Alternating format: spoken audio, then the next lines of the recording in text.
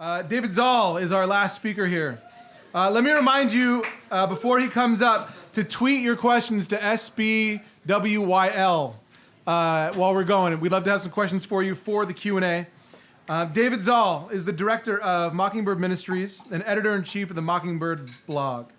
Born in New York City and brought up elsewhere, David graduated from Georgetown in 2001 and then worked for several years as a youth minister in New England. In 2007, he founded Mockingbird in NYC. And today, David and his wife, Cate, reside in Charlottesville, Virginia, with their 2 and almost 3 boys, where David also serves on staff of Christ Episcopal Church. His first book, A Mess of Help from the Crucified Soul of Rock and Roll, appeared in 2014. And most recently, David co-authored Law and Gospel, A Theology for Sinners and Saints. Even after all these years, he's still mourning the end of Calvin and Hobbes and hoping that Morrissey and Marr will bury the hatchet. His favorite theologian is probably a cross between Johnny Cash, Flannery O'Connor, and his brother Simeon. And David is also the only other man I've ever shared a rhubarb and strawberry tart with. Please welcome David Zahl. Thank you, Nick. It's a little intimidating to go after that unbelievable session. But here we are, and thank you, Jeff, for the kind words, and thank you, Nick, for the amazing introduction, and for all of you for welcoming me. Anyone that knows me knows that it's like it's almost a gag that I've been asked to speak about fitness and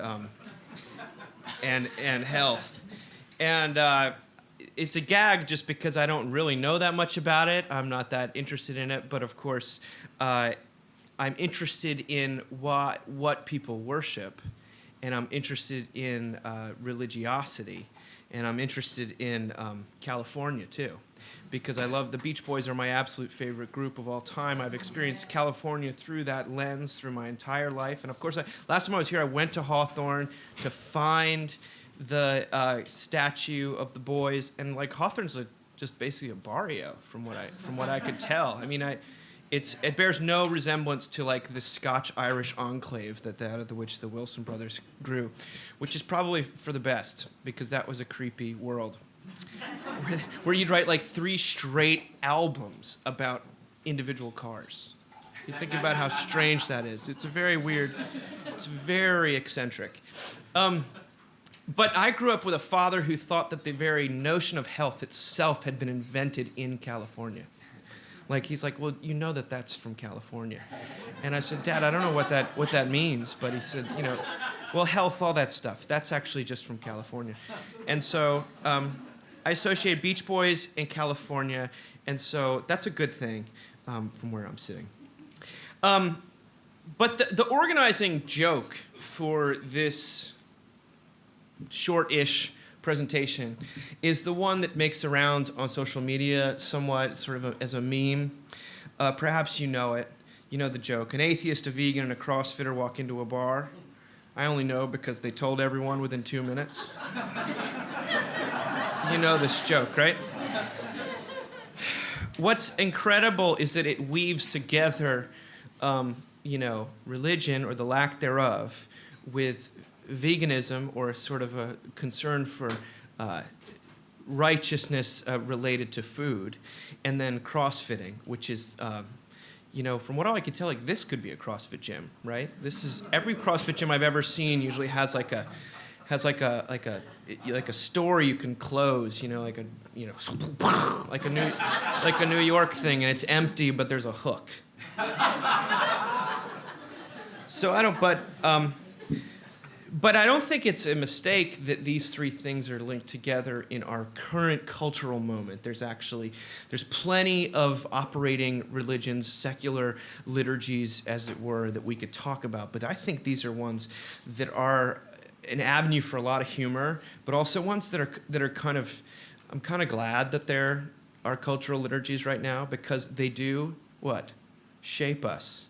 I got to do the one that in more ways than one, I'm in my June reduction phase, because I'm a person that firmly believes in the idea of ego depletion, which is disproved, I guess, last year. But it's a psychological idea that your willpower is like a muscle, and the more that you exercise it, the more tired you get. So if you have a finite amount of willpower. So if you really want to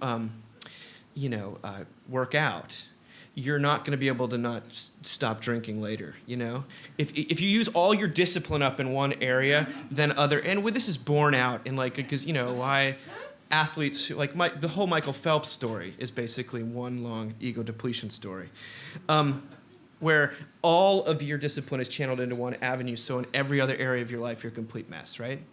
So for me, the way that the year works, having 2 toddlers at home, soon to be 3, the only month where I have a little bit more willpower is June. And so that always becomes my June reduction month. And so where better to go than California, where David Mai last night served me the salad I was served could only have been more fresh if I'd stuck my head in a carrot patch. It was it was served on ice. The carrots were purple, the radishes looked like watermelons, and the string beans were yellow. And I said to myself, is this Eden? Or is this Irvine? Is it heaven or hell? In other words. But we're talking about food and we're talking about fitness. And these things, I'm going to try to link them together for you. If you're not a person that works out or doesn't care about your body in the kind of really intentional way that a lot of people do, well, then maybe you're a person that really cares about food. And maybe those two things are invertly related. And so hopefully I'll hit one of you, each of you, with these ideas. But this is something where if you examine, I have a lot of people that get to intern for me because I live in a university town, so I got college students that they love to do internships. It's like their favorite thing. I don't remember doing internships even when I graduated in 2000, and they do internships, by the way, for 4 weeks. That's not an internship. That's basically a babysitting gig, for me. But yeah, I'm doing 4 internships this summer. It's like, how does that work? Good luck, and I'm sorry for your employer, your quote-unquote employers. But what we do see, and I think we see it in ourselves as well, is that if you're looking for people on spiritual quests, if you can follow them from gym to gym, and from restaurant to restaurant. And this is not altogether a bad thing. But when I say that they're spiritual quests, they're looking for fellowship, and they're looking for transformation. They're looking for joy, but they're also looking for absolution. They're looking for grace and love, and a lot of the things that the church once provided and theoretically still does. This is the group of people that we call spiritual but not religious. And all the power to them. But if you're one of my favorite writers who I get to interview next week, and I feel nauseated, just even thinking about interviewing her next week. Her name's Heather Havrilesky, and she wrote a great column, which I'm basing some of this on, about why are Americans so addicted to extreme fitness. And she notes at the end of it that when she runs on Sunday mornings, that she passes 7 packed, bustling fitness boutiques and 5 nearly empty churches. Now, she's clearly not running in the back lot behind barbershops. But what we find out, if you look at these things with much attention, is that we've adopted a very superstitious view of food and exercise. And by, I would say religious, but superstitious probably will fit just fine. And when I say superstitious, I mean the idea that I can control the world through my actions in these two worlds. What is the great, Wade Boggs, right? The Red Sox, I think he was a third baseman, right? A Hall of Famer, amazing hitter.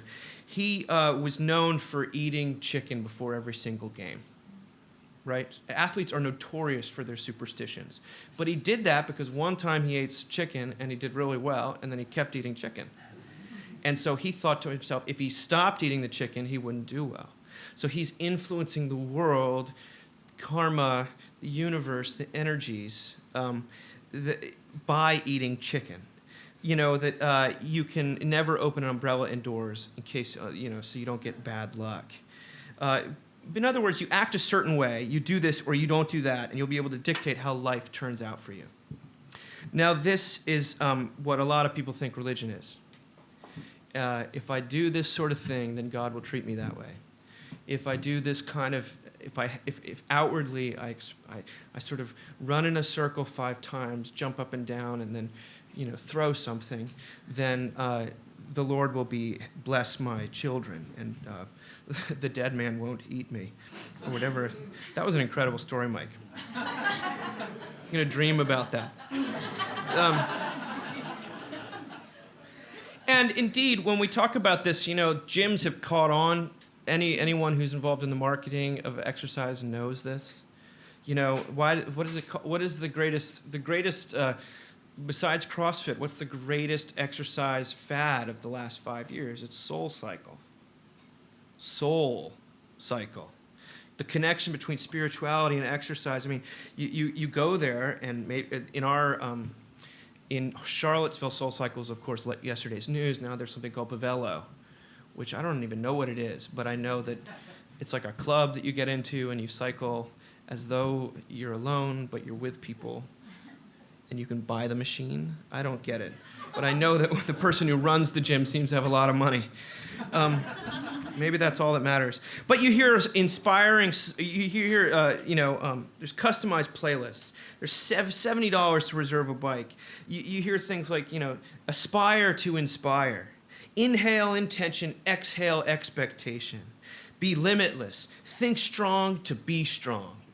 That's very superstitious language, especially when it relates to cycling.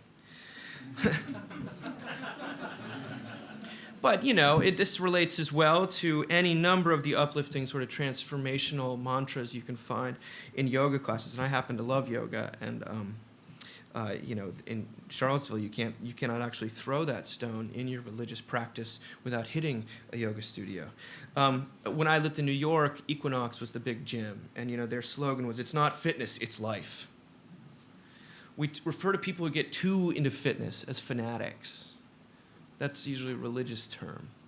There's ISIS and there's the Soul Cycle people. That's like... But self-salvation, it markets well, and it always has, and it always will. We love it. At the same time, food is a very universal drive. We all eat. We all have a relationship with food. And culturally speaking, our relationship with food these days is both extremely complicated and very superstitious. We spend an inordinate amount of time thinking and talking about food, a lot more than we do, than we did 20 years ago. I'm married to a woman who I love with all of my heart, but if she watches another cooking show, I'm going to kill myself, because I like watching Mind of a Chef and Life of a Chef and Sleep of a Chef and Sweat of a Chef and all of these great things on Netflix. But I also want to watch, Game of Thrones. So,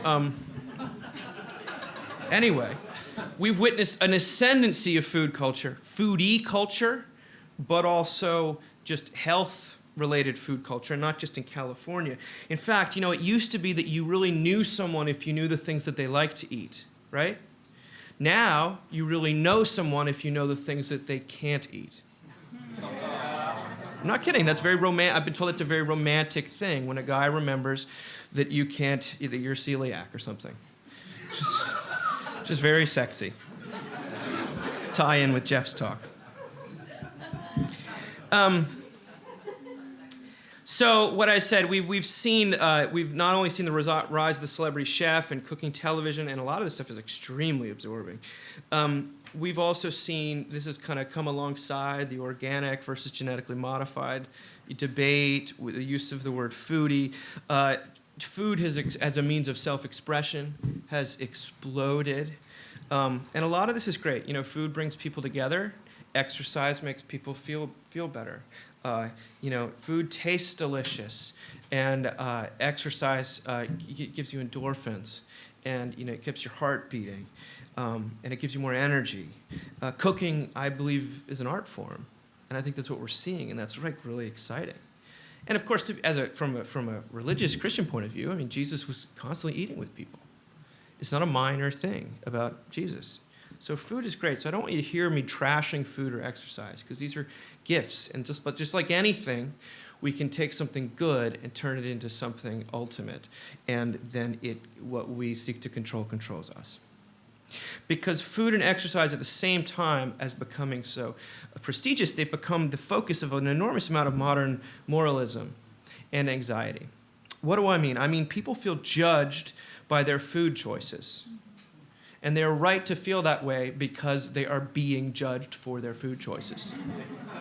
You are judging them, and I am judging them, and you're judging me. I mean, think about, how do we talk about food? We talk about, and exercise, we talk about it in terms of cheating. Who against who? You're cheating. We talk about being good and bad. Oh, I've been good. I've only eaten, fresh vegetables that don't look like any vegetables I've ever seen. Or, I've been bad, I had a brownie. You know these conversations.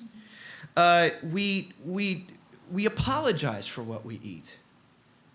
Oh, I'm so sorry. I mean, like, if you ever, Jim Gaffigan has an incredible bit about running into someone at McDonald's, one of his friends. He's like, I'm only here for the free ATM. Or it's like better for him to say, I'm actually only here to meet a prostitute. He should be here any second. Like that's somehow better in certain bougie circles than actually having to want to have a cheeseburger. Yet we all know that they're selling 500 gazillion cheeseburgers every year, so some of us are eating them. Anyway, I had gotten in trouble recently or not trouble, but my wife was like, who went to Cookout? I saw it on our bank statement. Did you go get a milkshake at Cookout during the afternoon? And I lied. I said no. That was our 5-year-old. He knows how good those banana peanut butter milkshakes are. And he drove himself there. But this kind of guilt, this good and bad, this moral language that we've given to food is what a lot of our grandparents would consider to be absolutely absurd. Right? The same language we used to actually talk about in terms of sex, we've shifted to food. Meals have become a drama for many of us of discipline, deprivation, and self-satisfaction, or indulgence, or guilt, or reproach, or self-hatred. You fill in the blank. But they've become a psychodrama. And not only that, food has become and exercise as well has become a more reliable indicator of class, of social class in this country than bank account. And you know that's true. There are the people that shop at Walmart and the people that don't. Likewise, there are the people that eat local and the people that eat at McDonald's. Like, this is something that we all know. We don't feel like we could talk about it. But food and exercise has become a socioeconomic indicator in a way that's very uncomfortable for us as people who think that we're beyond that. Exercise, though, what does it do? It gives us an identity. Not only does food's not the only self-expression. Exercise gives us a tribe, Sometimes I go, I have a little small group that meets at our local bagel store. And all these people that are in this, like, Marine Corps boot camp. And they're not like Marines. They're like you. They're like me. Some of them might have shaved heads, but they all... They're doing that, and they're like part of a family. They love it. And a lot of it's the tribe. Like, you're doing something grueling together. And, it's like you've been at sea it's a proxy for having been to war or been at, basically been a member of a church. But you've got a community, and it just happens to be that you bike everywhere together instead of worship God. But that's beautiful, because, less carbon footprint. Where am I? Food has become heavily, heavily politicized, too. In fact, it's not going to get debated in this upcoming election, but if it was, we would not see a Republican-Democrat split. We'd see a rich-poor split on food. The famous writer, Alice Waters, who's the famous food writer, says that every single choice we make about food matters at every level. The right choice saves the world. Now, that is a ridiculous thing to say. Maybe you all work in food. I know I'm in California. But the right choice saves the world. It may help the world. it may be a good thing, but to say that matters at every single level, if someone's drowning in the ocean, what are you going to say? Well, you should have eaten local. What these Afghanis really need to know is that, you got to pickle these ramps in the right way. And that, if we get sustainable, you know what I'm talking about. I'm a person that loves living in, by the way, a foodie town. I consider myself a foodie. I love this stuff. I can't get away from it, but I think if you're going to go for a secular religion, this is the one to go for, definitely. By the way, this son of a preacher man, that particular secular religion didn't do much for me. Your dad wasn't legalistic enough. No, he wasn't. That's how you make it. What accounts for the moralism, though? I hope I haven't insulted you. I just want to try to put it in a little bit of perspective. Well, I would say that we're not out on a limb if we say that the decline of religion has left a vacuum. If what Jeff says is this sort of basically the deflating from virtue and morality down to propriety is gotten to be food is a place where with objectivity we can still agree on things. What constitutes a delicious carrot and what constitutes a bad carrot, or a really well-cooked steak and just a, grade F steak. We can agree on these things. And we can't agree on much in the world right now, but we can agree that the coffee I had at Hopper and Burr this morning was unbelievable. Fantastic. Free plug, you guys. It was... We love, it's an area where judgments can be safely pronounced and where categories like good and bad still have meaning and cannot be explained away by context or brick-walled by political ramifications. Not just ethically, but qualitatively.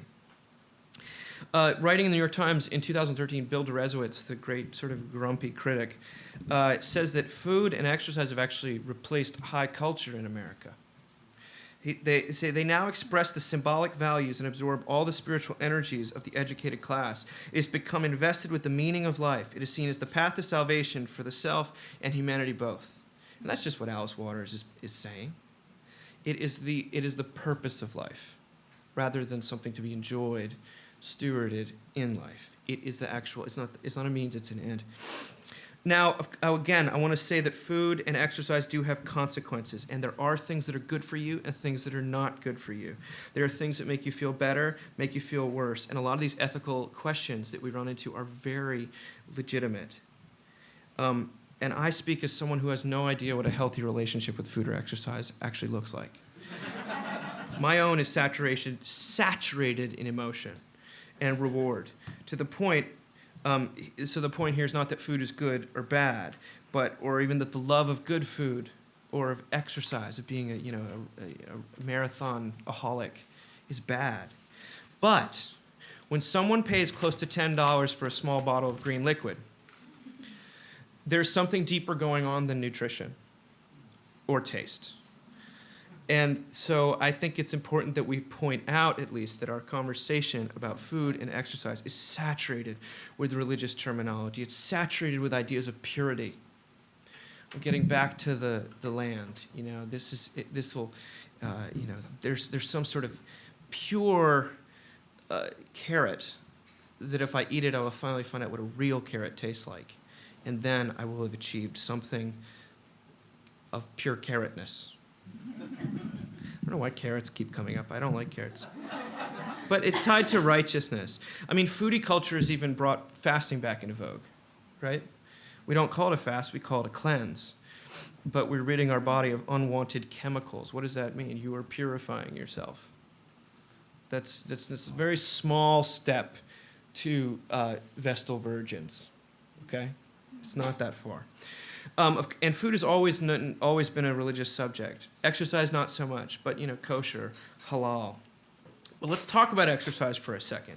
Because this, when you look at CrossFit and you look at Tough Mudders or whatever it is that's coming down the pike next, because I don't really know. Metabolic is something and I don't even know what it is, but everyone looks really tired coming out of that place. It represents a sea change in an American focus on extremes, right? More is always better. The more extreme version of something is, by default, the better version of it. The American Ninja Warrior, I don't know what it is. It's this thing where well-to-do Americans abandon easy, convenient forms of exercise in favor of workouts that are both grueling and oppressive.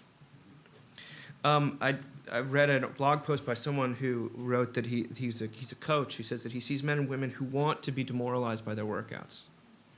They're in love with the idea of suffering for their bodies. They love the idea of boot camps. And the dietary version of this looks like not drinking lemonade for lemonade's sake, but drinking only lemonade, even, dare I say, especially if you hate it. There was a great New Yorker cartoon where there's a little kid selling lemonade for 20 cents.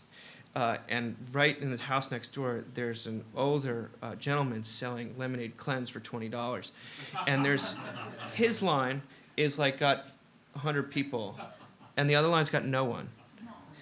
But why is this? Because we want our problems to not only to be extreme and unenjoyable, the answer to our problems, we want them to be expensive. We want them to come at a cost. We're interested in what? Atonement. That's what you're doing. You're atoning for your body's sins. I mean, and Havrilesky writes that our new religion of extreme fitness has more than a little in common with the religions that brought our ancestors to America in the first place.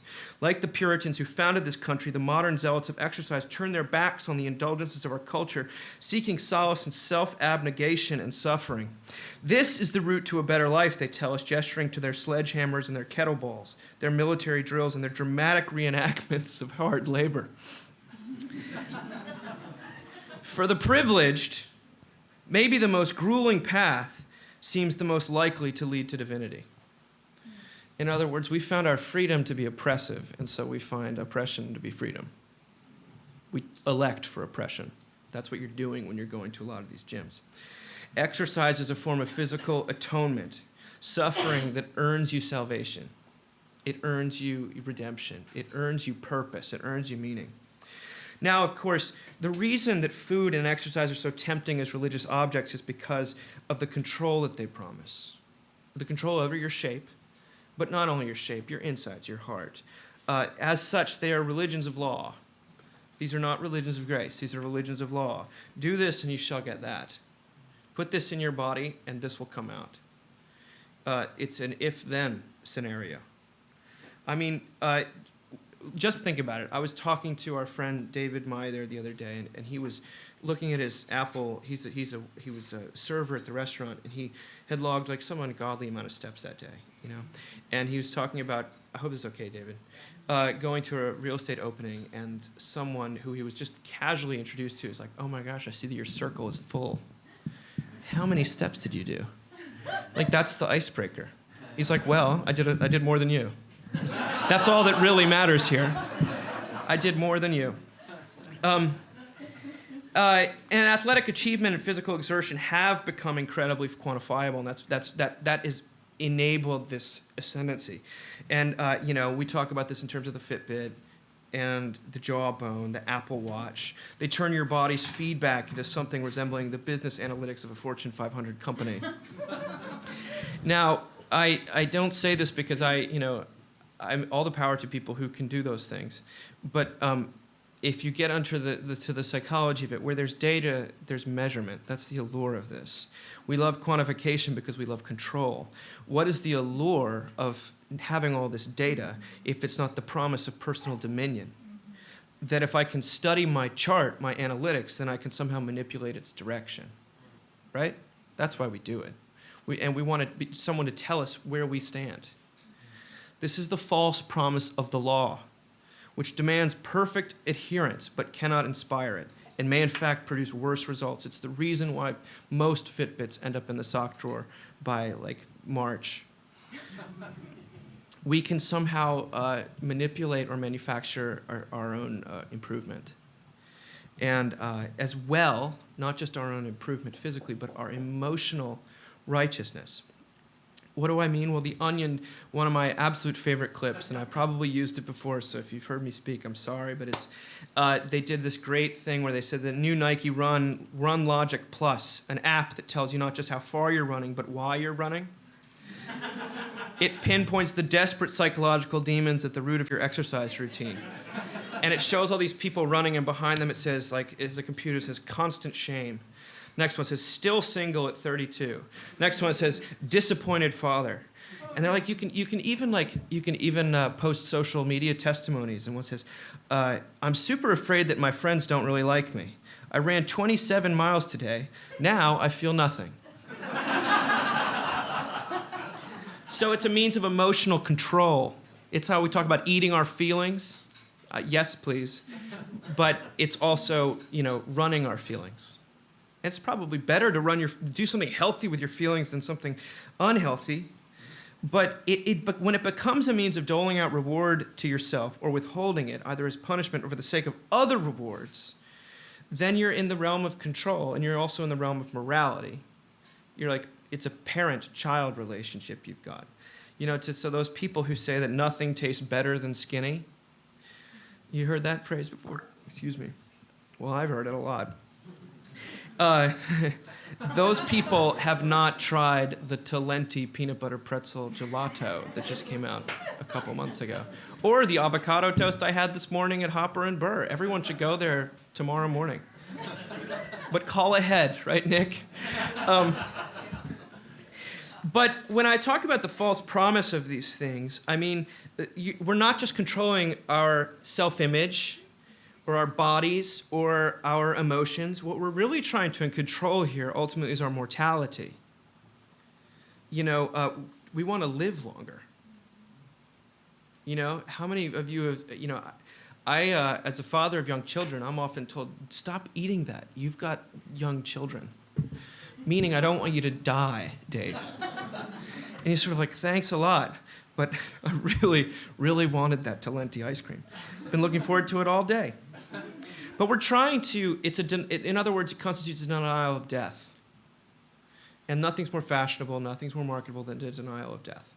So that's what we're doing with a lot of this fitness and food culture, because Americans hate death, and we venerate youth, and we just try to shunt death off into, elderly living care, assisted care facilities, and we turned the death parlor at the front of our house was literally turned into the living room in the beginning of this century. Now, it used to be where you laid out the dead bodies. Now it's called the living room because we don't want to think about death. It's ingenious. Okay, but this all runs contrary to the one who's referred to as the bread of heaven. I think that's the ultimate rebuke, by the way, to everyone who's doing low-carb stuff. He's called the bread of heaven. How Christian are you people? No wonder bread is so good. We believe that it's what that goes into a man that defiles or defines him, a woman. What I can do with my external, kettleballs that will change my insides, that will control my spiritual state, my identity, and my feelings. It's an outside-in attempt to manage your life. Indeed, it's a self-salvation project, to manage how you feel about yourself, to comfort yourself. And like a lot of these things, it works for a little while. But of course, it cannot be our justification. It cannot be our salvation. These things, I would classify them as sincere attempts to meet a core need, and the core need is not just to deny death or to justify oneself, but it's actually to feel loved. The problem is these things don't work. If you're loved only according to how much you've gone to the gym, if you hate yourself when you have a cheat day. If you hate yourself when you've eaten something, you're not. That's what's called conditional love, and that's not love at all. That's a contract. That's not a parental relationship. That's an employee relationship. Everything's a wage rather than a gift. And it doesn't work. We all have our personal weak spots. No one can keep the perfect diet. No one goes to the gym every day. Or if they do, we all hate that person. You will have a breakdown eventually. Even your Fitbit can be gamed. In fact, yesterday, a sign from God, the Wall Street Journal ran the most amazing article about how people have gamed their Fitbits. Because increasing amount of employers are offering bonuses according to walking 'cause they don't want their employees to die. And so, but they don't want to say that, but they want them to be healthy and come to work more. And so they have these step competitions. And here, Dan Adams, a sales executive from Odin, Utah, entered a friendly contest with 2 coworkers to see who could take the most steps in a week. With 5 hours to go, he was trailing. So Mr. Adams taped his Fitbit activity tracker to the blade of an electric saw and left it vibrating on a workbench. When he returned early the next morning, the saw's vibration had registered 57,000 steps. It goes on to talk about someone who was found out for cheating in one of these step contests because they attached it to a hamster wheel. And like, the guy he's quoted in there, he's like, I had no idea how much my hamster actually used that thing. Someone who does a ceiling fan. And then the most popular technique, what do you think it is? Dog. Yeah, dog.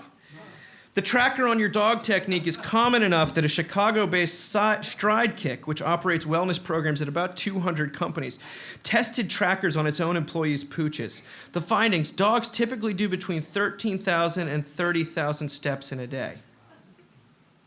Isn't that amazing? Yeah, good for them. When they're not waiting tables. But this outside-in approach doesn't actually work. So not only do we cheat, it just doesn't, you can keep the diet forever and then all of a sudden you break it and you feel like you're back to square one. But also, what actually works, the only thing that actually ever changes a person is the gospel paradigm here is the inside-out approach. What do we say? A person falls in love and then all of a sudden they start to look better. Gosh, you look great. You've lost weight. Well, I didn't try to. I just felt loved. Or I just decided I wanted to go to the gym more. Or I just wanted to stop eating pizza every single night. It's the prior love, the recognition, what Jeff said, that the love is already yours. Births, the judgment has been taken away. And it bursts this sort of fruit, was what we call it in the Christian world. And you see it in people. And you see it in both food and fitness, right? And I don't know about you, but if you've ever gone through like a really serious breakup, a really serious rejection, a lot of us retreat to like Oreos and like Ben & Jerry's. My wife cannot be around me eating ice cream anymore. I said, why? She said, because it's too sexual.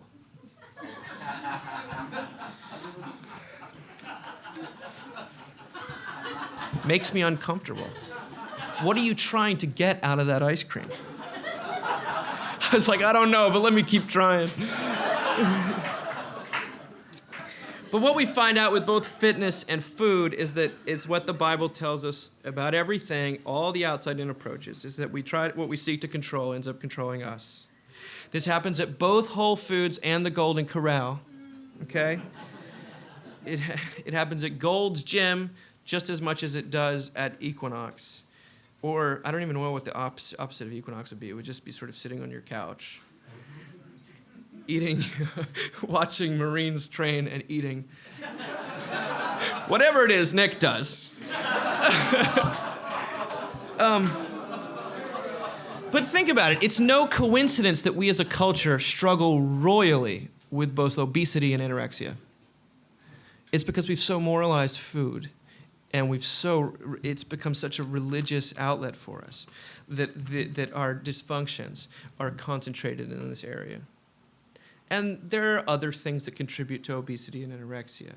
But across cultures, we are at a peak when it comes to these things. And a lot of it has to do with the way that our extremely anxious relationship with food.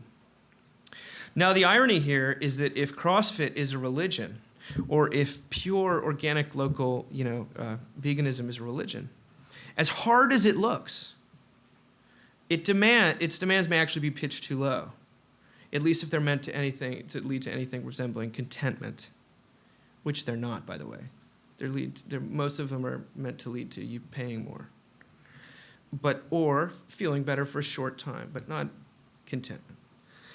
It's not a problem of cheap grace here as much as it is cheap or license in our culture or indulgence as it is cheap law. What do I mean? The J. Gresham Machen, the theologian, he once counterintuitively noted that a low view of the law, of the standards, of the must, of the should, of the ought, in this, especially the divine law, always produces legalism. People think that people who are legalistic are that way because, or antinomian. I mean, they talk too much about grace, what sort of Jeff was talking about. They do that because they have like a low view of the law. And or the high view of the law. Actually, the opposite is true. Let me just read to you. A low view of the law causes us to conclude that we can do it, that the bar is low enough for us to jump over. We've sort of wrestled God's law or any kind of standard down to a sort of, at least theoretically achievable standard. A low view of the law makes us think that those standards are attainable, that the goals are reachable, the demands are doable. And therefore, it cheapens grace because it makes grace something that is you're constantly having to work for. It's only for those who sort of deserve it. But let's get to St. Paul. I mean, how does the Bible respond to those who've absolutized food and exercise? Well, he relativizes both things, both of them. The first one I'll talk about is food in 1 Corinthians 8. You know perhaps the section, it's actually what I'm preaching on tomorrow at Cross of Christ. Now about food sacrificed to idols. We know that an idol is nothing at all in the world and that there is no God but one. Some people are still so accustomed to idols that when they eat sacrificial food, they think of it as having been sacrificed to a god, and since their conscience is weak, it is defiled. But food does not bring us near to God. We are no worse off if we do not eat, and no better if we do. Pretty clear. Let me give you the context, though, because in those days there was a difference between food that had been offered to a god, like a Greek god. It's like if you ate it, as a Christians were worried about eating this food because you were somehow condoning the worship of idols and had a moral weight. Christians felt incredibly guilty about eating that meat, because it was sold to them at a lower price. You know what happens, like if you would bring an idol to, like a goat to the temple, and they'd split it into 3 parts, and the first part was served to you at a banquet that you had to pay for to eat your own food. And then the second part was sacrificed to the gods, was like burnt. And the third part was taken out back to sell to the people in the street, right? And Christians were worried about buying that last part because it was cheaper, that you didn't want to be complicit in the system. They were afraid they were jeopardizing, in other words, their righteousness, their standing before God. Paul says, though, that food will not bring us close to God. That this is not a matter of actually that much importance. That there is a freedom here that applies directly to this situation related to food. Food is of secondary importance. The God we're trying to appease in our religion of food and exercise actually does not exist. An idol is nothing at all in the world. There is no God but one. That's what Paul says. But moreover, this is the gods. How do we know this? Well, because what does a false god do? A false god is fiction and illusion, but it also lies, right? Robert Capon wrote that the last secret of the cult of nutrition, the mystery that must be guarded at all costs, is that the implicit promise of immortality is bunk.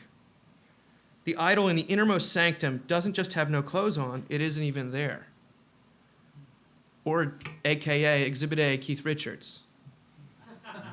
Right? Not a healthy guy, lived forever. He's never going to die.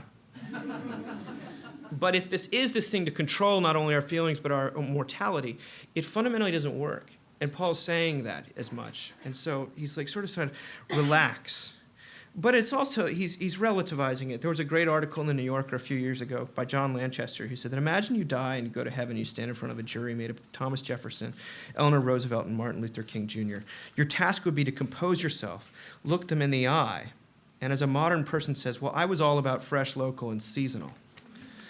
Meaning that's not going to get you into heaven if that's what you're really trying to do. It doesn't work because it's a non-existent God. But Paul is able to relativize here, not just because he's like me trying to maybe have fun being cynical or being a bit contrarian. He's able to relativize because he knows that the only thing that matters in your standing with God has already been established. The love has already been given. I mean, what does he say actually in relation to fitness that Christians constantly sort of we punt to? Earlier in 1 Corinthians, he says, do you not know that your bodies are temples of the Holy Spirit? Where we stop reading. Who is in you and whom you see from God? You are not your own. You were bought at a price. We treat them as temple. My body is somehow a temple unto itself, is how we usually translate that. It's a temple unto me. It's a temple unto my own ability to keep the law. It's somehow, but he's saying it's actually a temple of the Holy Spirit, that it's not yours and you were bought at a price. That the whole undergirding aspect here is that God, you have what you're trying to achieve in that is already been accomplished. You were bought at a price. It's past tense. It's not up for grabs. The immortality that you're seeking after is actually been taken care of. So make no mistake, Christianity is the end of superstition, not the beginning of it. I don't say that to be cute, but the gospel is actually the opposite of superstition. It's not the exercise of control, get it? But the surrender of it to a God that we do not have to appease. Thomas Merton said it beautifully in his essay on Albert Schweitzer. He said, the human existence, just by that being his person, is redeemed and delivered into the full freedom of the Christian person when the human is liberated from the demonic and futile project of self-redemption. This constant wearying effort at deception, with eager thrusts of passion and power, constantly frustrated and falling back into the cunning futility of trying to outwit reality itself and gain mastery over death that is inexorably present in the very fact of the bodily life itself.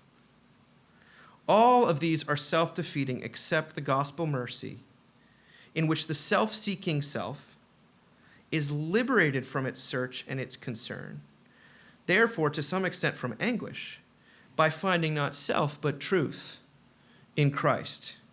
This finding is the discovery in grace and faith that one is mercifully understood.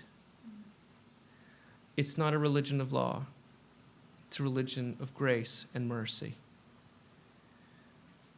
Nick put it beautifully when he talked about something that I was going to close with. It's true. I did tell my 5-year-old son the other day that if he ate any more of the clementines that we'd had, that he would turn into one. It was the first time that I'd used that ruse on him, but not for a second did he believe me. In fact, he thought it was the funniest thing he'd ever heard. Ha, no way, Daddy. That's silly talk.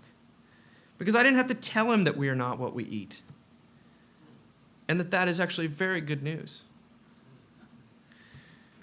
Because the gospel message to you and to me and to all of us caught up in the endless, exhausting self-redemption projects, some of which taste great and some of which feel really good, is that God doesn't actually relate to us on the basis of what we do or what we don't do. But he relates to us on the basis of Jesus Christ himself. He relates to us on the basis of Christ's action on our behalf, that the threat of failure, of judgment, condemnation has been removed, and that what has been given is not only love and acceptance, but identity, the promise of glory. In Jesus' life and by his death and with the resurrection of Christ, our substitute secured for us what? All things. Isn't that how the Bible puts it? All things that we come into this world longing for and yet are incapable of securing for ourselves. All the pardon, all the approval, all the purpose, the righteousness, the cleansing, the purity, the significance, the worth, the affection we crave and need is already ours in Christ. Nothing that we put into our bodies and nothing we do with our bodies can add or subtract from that. The banner under which the Christian lives does not read, do more, be more, eat better. It reads, it is finished. So to you and I this evening, I say rejoice. Go for a run tomorrow morning or sleep in. Have a salad or some avocado toast or eat some McDonald's. Just don't forget that the race has already been run and the real banquet is yet to come. Thank you for listening.